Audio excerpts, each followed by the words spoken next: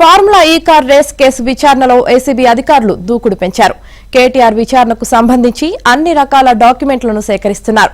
KTR quash పిటిషన్ను కొట్టివేయడంతో పాటు కేసులో దర్యాప్తు కొనసాగించవచ్చని హైకోర్టు స్పష్టం చేయడంతో ఆయన అరెస్టుకు మార్గం సుగమమైనట్లేనని భావిస్తున్నారు. గురువారం కేటీఆర్ ఏసీబీ విచారణకు హాజరు కావాల్సి ఉండడంతో బీఆర్ఎస్ నేతలు తమ లీగల్ టీంతో చర్చలు జరిపారు. తదుపరి కార్యాచరణపై చర్చించారు.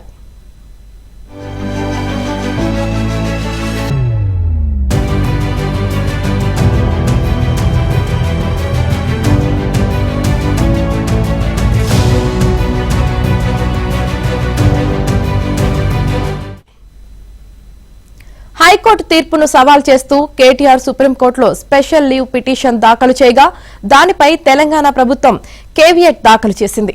దీంతో ఆయనకు అరెస్టు నుంచి రక్షణ లభించకపోవచ్చని నిపుణులు అభిప్రాయపడుతున్నారు.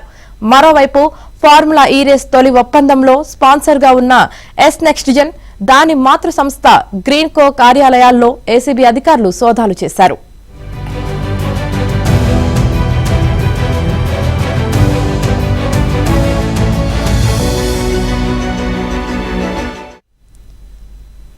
ఏపీ, తెలంగాణలో మొత్తం 6 చోట్ల ఏసీబీ బృందాలు సోదాలు చేశాయి.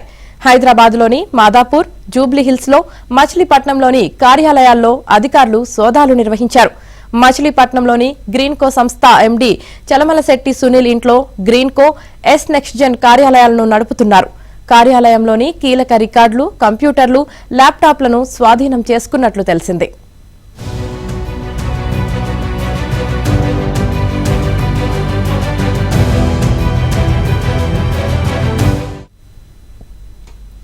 ఫార్ములా ఈ కార్ రేస్ కు సంబంధించి కీలక వ్యవహారాలు చక్కదిద్దిన నాటి పురపాలక శాఖ ప్రత్యేక కార్యదర్శి అరవింద్ కుమార్ ను ఇవాళ ఏసీబీ అధికారులు విచారించనున్నారు. కేటీఆర్ ను విచారించడానికి ముందే అరవింద్ కుమార్ ను ప్రశ్నించడం వల్ల కేసు దర్యాప్తుకు సంబంధించిన కీలక అంశాలు బయటపడతాయని ఏసీబీ అధికారులు భావిస్తున్నారు.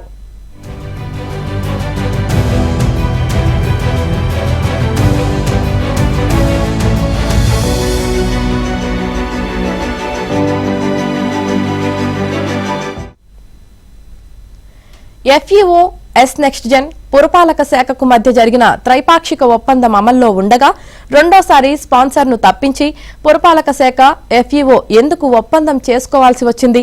తొలి ఒప్పందంలో భాగంగా రెండో సెషన్ కు స్పాన్సర్ కంపెనీ ఫీజు చెల్లించాల్సి ఉండగా ఎవరి ఆదేశాలతో హెచ్ఎండీఏ నుంచి 46 కోట్ల విదేశీ కరెన్సీలో చెల్లించారు అనే విషయాలపై అరవింద్ కుమార్ నుంచి వివరాలు సేకరించనున్నారు.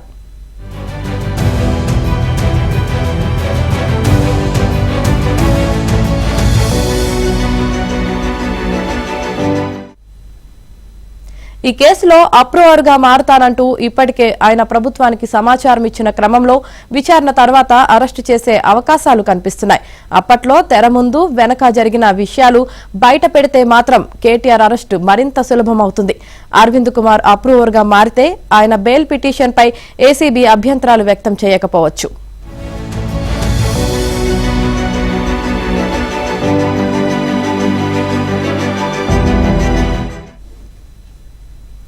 ఫార్ములా ఈ కార్ రేస్ కు సంబంధించి ఫెమా నిబంధనల ఉల్లంఘన ప్రకారం దర్యాప్తు చేస్తున్న ఈడీ అధికారులు కేటీఆర్ ను ఈ నెల 16న విచారణకు రావాలని తాజాగా సమన్లు జారీ చేశారు.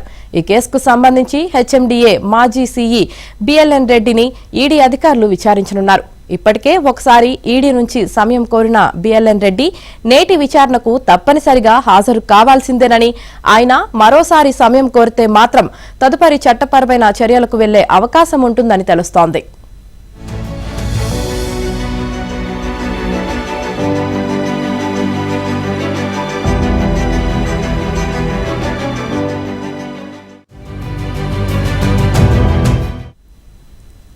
న్యాయవాదితో కలిసి ఏసీబీ విచారణకు అనుమతించకపోవడంపై ఇవాళ హైకోర్టును ఆశ్రయించనున్నట్లు కేటీఆర్ తెలిపారు. తన విచారణ న్యాయవాదుల సమక్షంలో జరిగేలా చూడాలని కోరుతానన్నారు.